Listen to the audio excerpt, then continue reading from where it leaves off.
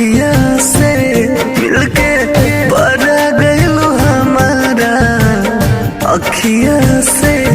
सब बाटे कसूर हमारा भगिया के, सब बाटे कसूर हमारा भगिया के।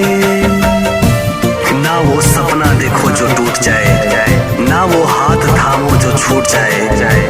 मत आने दो किसी को इतना करीब कि उससे दूर जाने से इंसान खुद से रूठ जाए।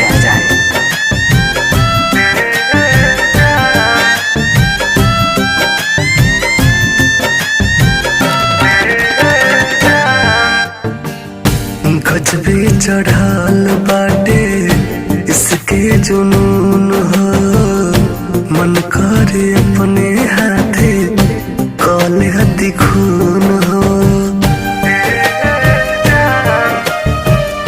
गजबे चढ़ाल बाटे इसके जुनून हो, मन करे अपने हाथे काले खून हो।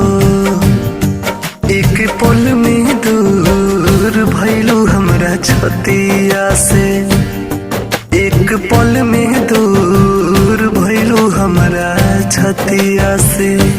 मिलके परा गइलू अखिया से ए जान, सब बाटे कसूर किस्मतिया के, सब बाटे कसूर हमरा भगिया के।